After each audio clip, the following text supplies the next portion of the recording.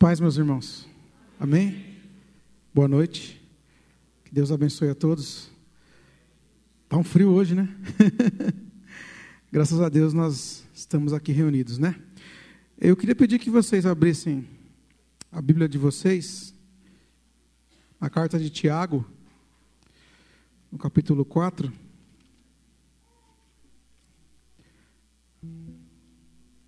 Carta de Tiago, capítulo 4. E o versículo é o versículo 13. Vou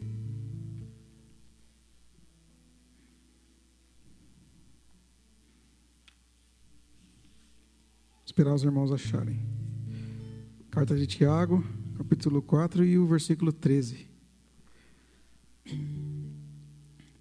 A falibilidade dos projetos humanos. Escutem agora, vocês que dizem: hoje ou amanhã iremos para tal cidade, e lá passaremos um ano, e negociaremos, e teremos lucros. Vocês não sabem o que acontecerá amanhã. O que é a vossa vida? São apenas como neblina, que aparece por um instante e logo se dissipa. Em vez disso, devieis dizer: se o Senhor quiser, não só viveremos, como também faremos isto ou aquilo. Agora, entretanto, vos orgulhais das vossas arrogantes pretensões. Todo orgulho semelhante a esse é maligno. Portanto, aquele que sabe que deve fazer o bem e não o faz, comete pecado. Amém? Eu estava essa semana, irmãos, procurando um texto bíblico e orando a Deus para que eu pudesse vir aqui e falasse algo que viesse de encontro com a nossa necessidade, né? Nós, como seres humanos, como pessoas que pensam, a gente sempre espera uma palavra que possa falar aos nossos corações, né? E eu achei muito oportuno dizer esse texto, porque nós estamos vivendo um tempo onde as pessoas estão se coisificando. O materialismo, o capitalismo, a corrida louca atrás do dinheiro, faz com que nós invertamos os valores. Quando nós deveríamos amar as pessoas e usar as coisas, a gente passa a amar as coisas, muitas vezes usar as pessoas. E às vezes nós queremos até usar a Deus para conseguir as coisas. E aí, quando nós nos deparamos com um texto como esse, a gente sempre pensa que esse texto está falando para quem não é crente, para quem não é cristão, para quem não está no nosso meio, não tem a mesma confissão de fé. Muito pelo contrário. Por isso que eu escolhi esse texto. Eu queria trazer uma reflexão sobre o tema projeção. O que é projeção? Projeção é aquilo que a gente planeja, coloca como meta para o futuro. Então nós estamos o tempo inteiro, irmãos, projetando a nossa vida. Nós estamos o tempo inteiro calculando as variáveis e calculando como nós vamos conduzir as nossas vidas. Como se a vida fosse uma ciência exata. Como se a vida fosse a matemática. E nós não sabemos que não é assim. Nós estamos o tempo inteiro calculando, colocando planos e dizendo que o dia de amanhã será assim ou assado. E aí de repente nós nos deparamos com um texto como esse, né? Esse desejo pelo futuro faz com que a gente, todos os dias, ou quase todos os dias, viva em função do que vai vir e viva em função, às vezes, do que já foi.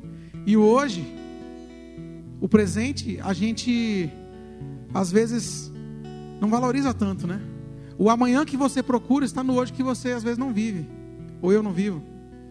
Então, eu escolhi esse texto para a gente poder falar um pouco sobre essa questão de planejarmos o futuro ou confiarmos em Deus. Há pessoas que vão para um extremo e acham que deve planejar tudo e vive como se Deus não tivesse fazendo parte da sua vida. E o outro extremo também é verdadeiro. Tem pessoas que também falam: então também não vou planejar nada e vou viver, como disse o filósofo Zeca Pagodinho, deixa a vida me levar. E aí a pessoa vai levando. Então a gente vive nesses dois extremos, né? Ora a gente está planejando o futuro, e ora a gente está remoendo o passado e não quer, muitas vezes, assumir a responsabilidade de viver. Mas o que o texto vai nos ensinar, na verdade, é que a gente não deve deixar de planejar a nossa vida. Nós não devemos deixar de pensar no que será, nos frutos que nós vamos colher com o que estamos plantando.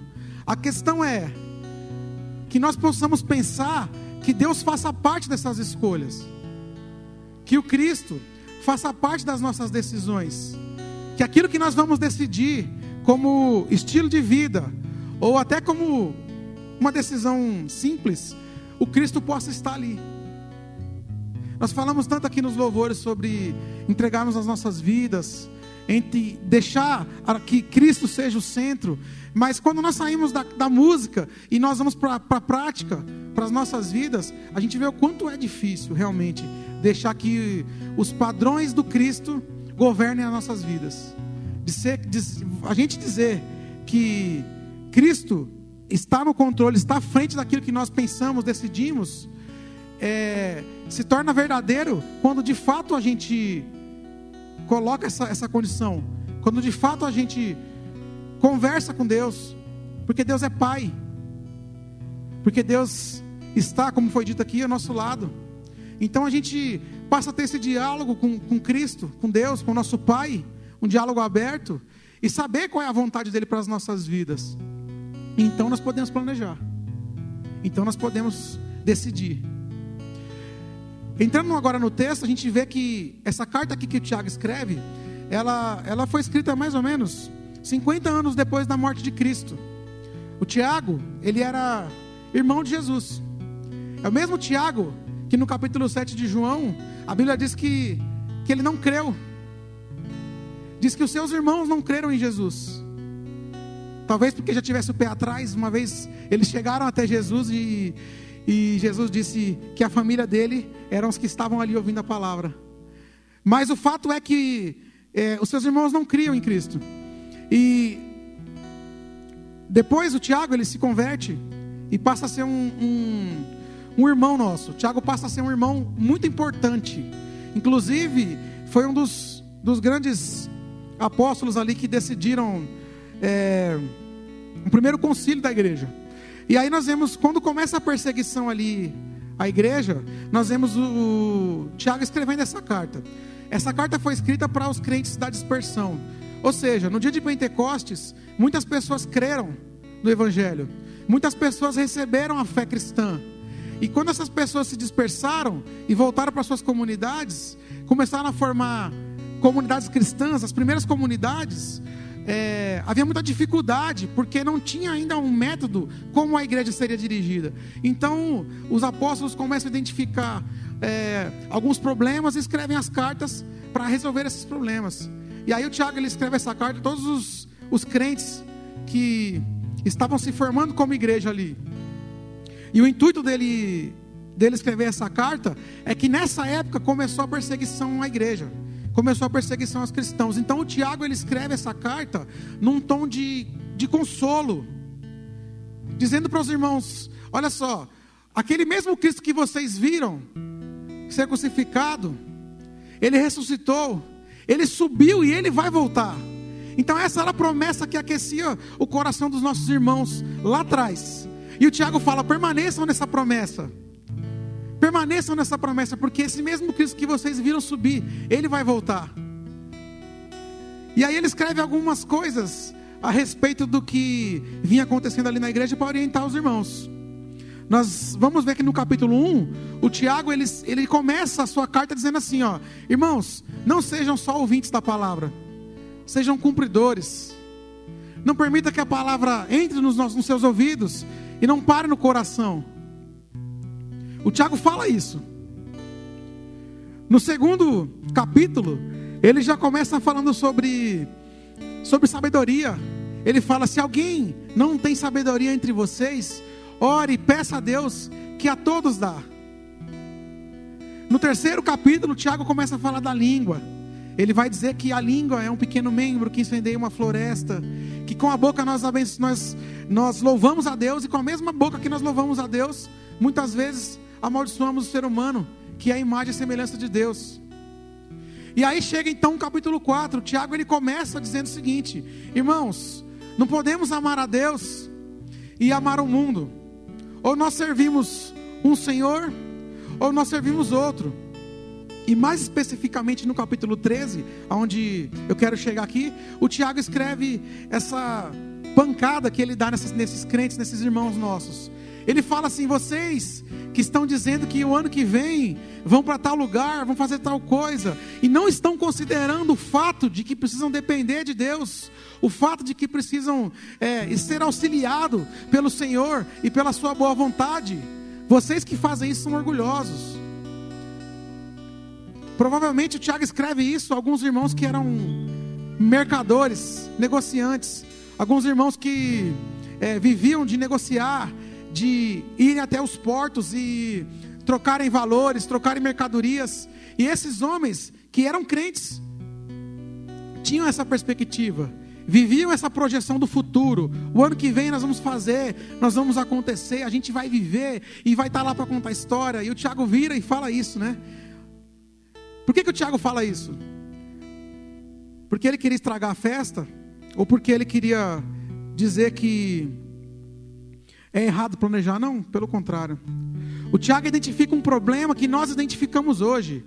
Esse problema se chama ateísmo prático. O que significa isso?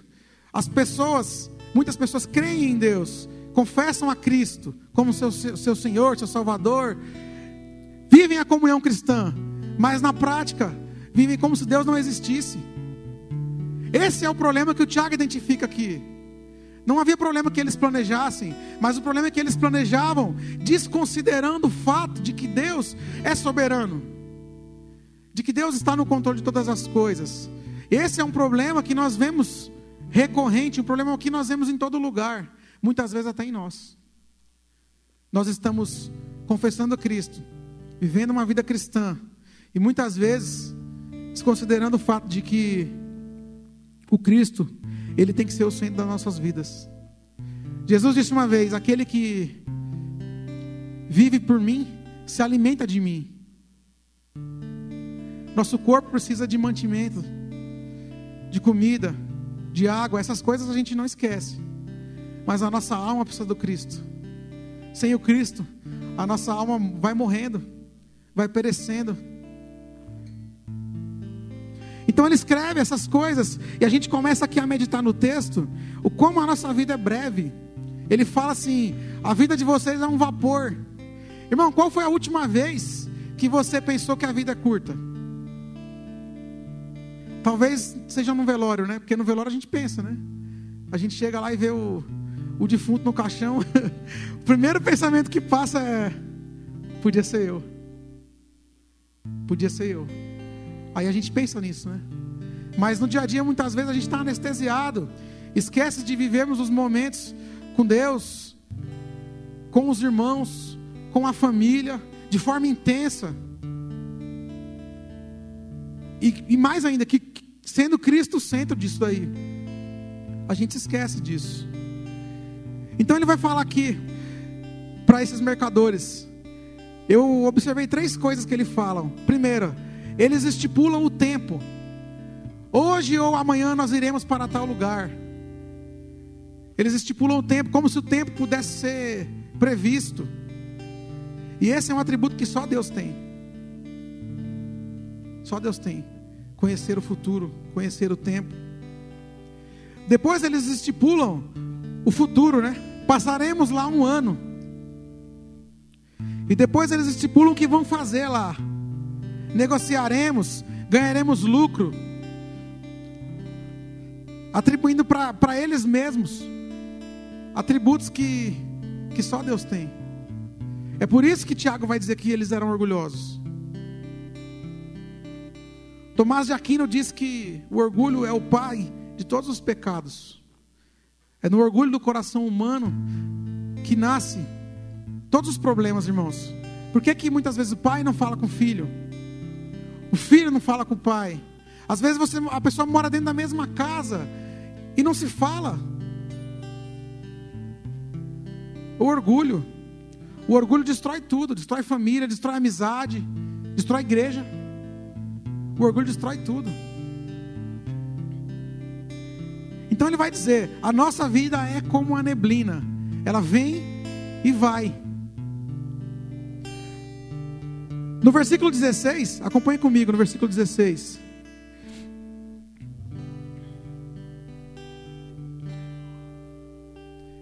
O Tiago vai dizer assim, ó. Agora, entretanto, vocês se orgulham das vossas pretensões. Todo orgulho semelhante a esse é maligno.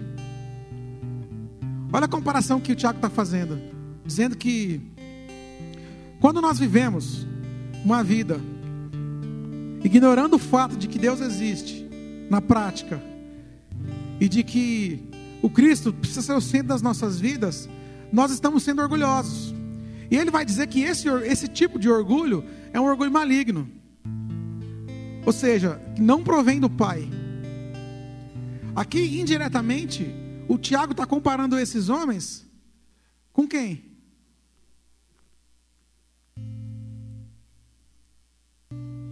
Com o maligno.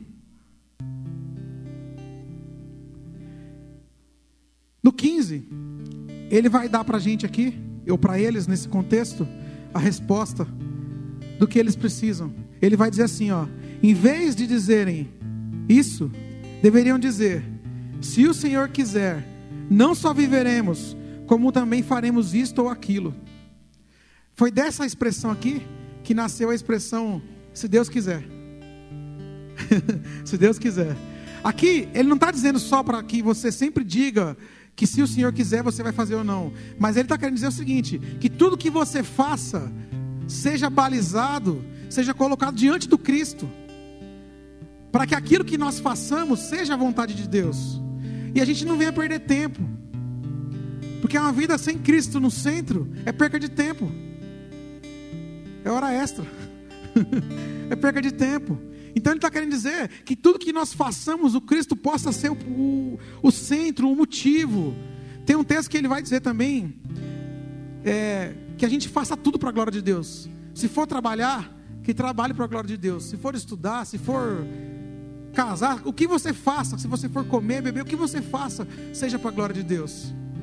O nosso problema é que muitas vezes, irmãos, a gente está enfrentando um período em que hoje em dia é meio relativizado a nossa vida cristã, porque nós carregamos um título de cristão nominal. Nós somos cristãos, nós vamos à igreja, nos reunimos como igreja, mas o problema está na nossa prática de vida, a nossa prática de vida que denuncia a centralidade do Cristo no nosso meio.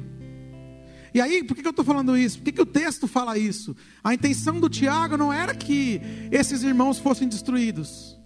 Pelo contrário, a intenção do Tiago é que esses irmãos acordassem para aquilo que ele já tinha dito no capítulo 1. Sejam cumpridores da palavra e não só ouvintes. É esse intuito também que essa palavra fala aos nossos corações. Porque no meio dessa vida que a gente vive, materialista, onde nós somos programados, irmãos, para fazer tudo em torno de ganhar alguma coisa, de ter vantagem. A criança já nasce assim. Você fala para ele, se você ficar quietinho, cadê os pais aí? Se você ficar quietinho, vai ganhar isso aqui. Nós somos assim, a nossa sociedade ela já programa para trabalhar nessa lei de recompensa, de esforço e benefício, sacrifício e benefício. E na religião é a mesma coisa, né? Sacrifício e benefício. Mas aqui, o que eu vejo é que o que Deus está esperando de nós não é essa relação de sacrifício e benefício. Não é que você venha aqui aos domingos, ou eu venha aqui aos domingos, e a gente cante, a gente ouça a palavra, e vai embora, e aí está tudo certo. Não é isso. Na verdade, o que o Cristo quer é que Ele seja o centro mesmo das nossas vidas. Que o culto que nós viemos a prestar, ele não se limite aqui, a essas 2 horas. Que seja na nossa vida. É fácil nós esquecermos, irmãos. É fácil nós esquecermos. É isso que, na verdade, o texto está nos alertando. que a gente não esqueça. Que a gente não esqueça do Cristo. Que o Cristo tem que estar no centro das nossas vidas, nos norteando, nos dando direção, para que, seja onde você for, o Cristo esteja com você. Ou melhor, você esteja com Cristo. E aí, no verso 17 ele vai falar assim, ó: todo aquele que sabe fazer o bem e não faz, peca. Quando nós vemos o contexto onde o texto foi escrito, a gente está vendo que ele está querendo dizer o seguinte: todo aquele que ouve essas palavras e não coloca em prática, peca. E nós pecamos muitas vezes. A questão é que nós precisamos fazer uma análise das nossas vidas, e se for preciso a gente possa voltar um conceito atrás, possamos voltar um pouco atrás e rever alguns valores. Eu, quando estava ouvindo essa palavra, eu apanhei demais dessa palavra, porque a gente às vezes está assim mesmo, está no automático, está trabalhando, estudando, você faz tudo, você tem pique para tudo, sai de casa às 7 horas da manhã e volta à meia-noite. A gente está sempre nessa roda que, de uma certa maneira, escraviza a gente e é viciante.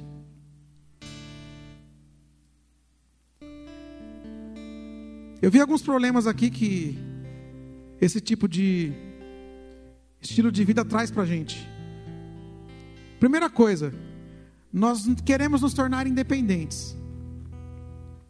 É aquele negócio do filho que mora com os pais e tem tudo, mas ele quer ter liberdade, né? Porque, afinal de contas, meu pai e minha mãe querem me dar ordem para tudo, quer mandar na minha vida.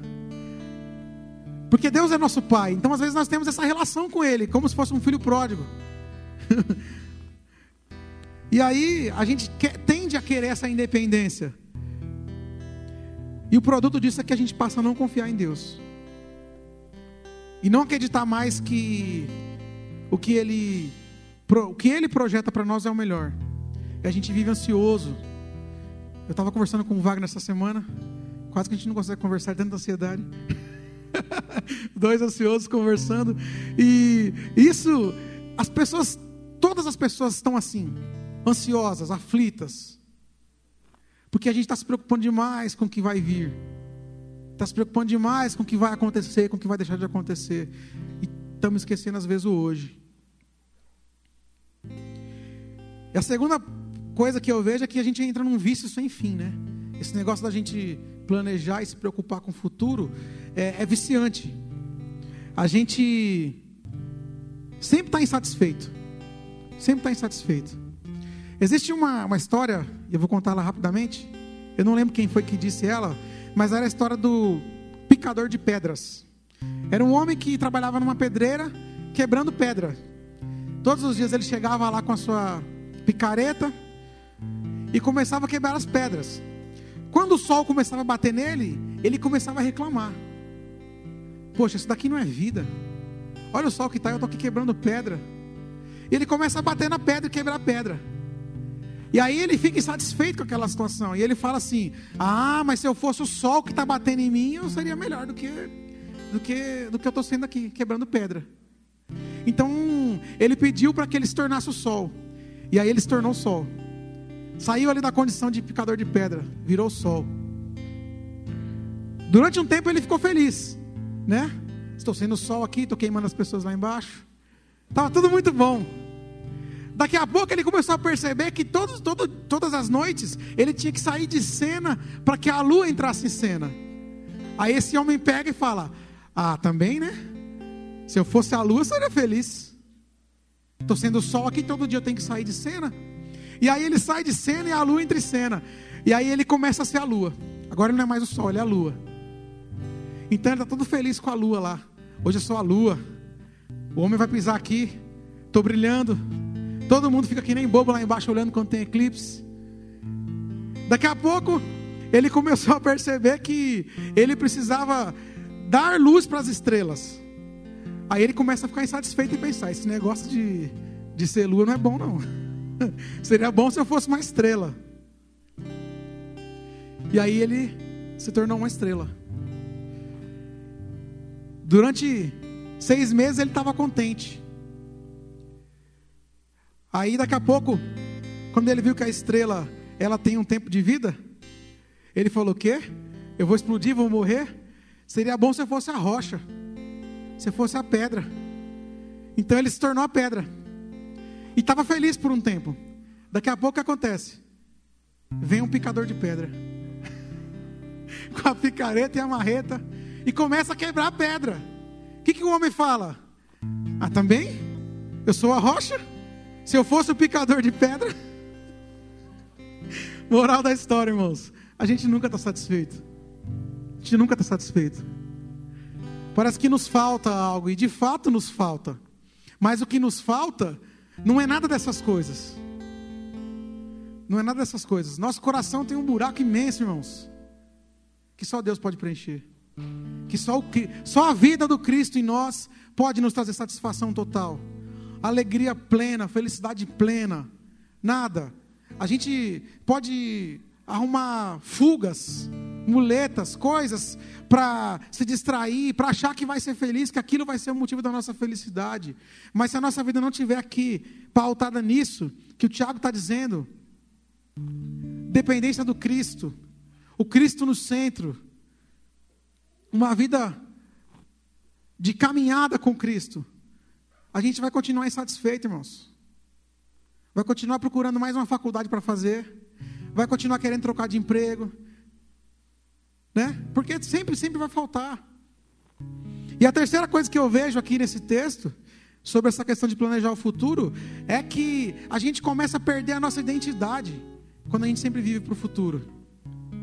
Daqui a pouco você não sabe mais quem você é, porque o mercado está falando que você tem que ser de marketing, aí você vai estudar marketing. Daqui a pouco você não tem mais ser de marketing, você tem que ser de área da saúde. Daqui a pouco você vai mudando, você não sabe quem você é. Daqui a pouco você está vendendo miçanga na praia. A questão é que nós não somos o que fazemos, nós somos quem somos. E o que fazemos é produto de quem somos. Renê, você não é o médico, você é o Renê, ser humano que é um médico. Cadê a Montanha? Montanha, você não é o guitarrista, você é o Montanha, ser humano que toca guitarra. E o Anderson, você não é o presidente da Vivo. Você é o Anderson, que também é presidente da Vivo. A questão é que a gente perde a nossa identidade, irmãos, porque a gente está sempre buscando coisas, ocupando a nossa agenda. E eu falo com muita propriedade isso, porque eu sou assim. Para arrumar um tempo para ficar tranquilo é difícil. A gente está sempre arrumando coisas. Se não tem, a gente inventa, né? Se não tem uma louça suja, a gente suja para lavar depois, né? Então a gente vai perdendo a nossa identidade, vai se diluindo quem nós somos. E eu vejo que o grande problema hoje do cristianismo é esse. Os tempos que a gente vive são tempos modernos, líquidos. As coisas se diluem, os valores se diluem. Aquilo que era fundamental passa a ser opcional. Que o Cristo não seja assim para nós. Que a vida com Cristo não seja opcional, seja fundamental. Assim como o ar que a gente respira. Assim como tudo que a gente faz possa ser para a glória, possa ser para que o Cristo seja louvado e aquele que está do nosso lado seja abençoado. Você já parou para pensar que, às vezes, o tempo que você gasta com tantas coisas poderia ser gasto em ajudar uma pessoa? E eu também, né? O tempo que a gente gasta com tantas outras coisas poderia ser bem utilizado, trabalhando pela edificação do outro, trabalhando pela construção do reino de Deus na vida do outro. Por isso que Paulo usa o termo edificar. Edificar é construir, irmãos. Construir é uma obra, construir dá trabalho. Dá trabalho mexer massa, dá trabalho carregar uma lata de concreto, ou se dá. Edificação é trabalhoso. Trabalhar pela edificação sua e do outro é trabalhoso, mas vale a pena. São com essas coisas que o Cristo nos traz alegria plena, felicidade. São com essas coisas que a nossa vida é satisfeita. E a gente vai parar de querer ser um picador de pedra e de mudar de posição. Nós vamos estar satisfeitos, contentes com aquilo que Deus já nos deu. Contentes com aquilo que o Senhor já fez nas nossas vidas. Contente porque até aqui Ele tem nos ajudado. Contente porque não nos falta nada. Contente porque Cristo é suficiente. Cristo foi suficiente naquela cruz e continua sendo suficiente para as nossas vidas, irmãos. Que a gente possa nessa noite ouvir essa mensagem que o Tiago fala para esses irmãos e colocar nas nossas vidas. Colocar nas nossas vidas. A partir de hoje que a gente possa refletir nisso. Nós não somos perfeitos. Nós somos bem ruinzinhos, como diz o Renato. Mas que Cristo possa trabalhar esse nós. E que nosso coração esteja sensível e haja lugar para que Ele trabalhe esse nós. Amém, irmãos? Essa é a reflexão que eu queria trazer nessa noite. Eu quero convidar os irmãos para nós orarmos.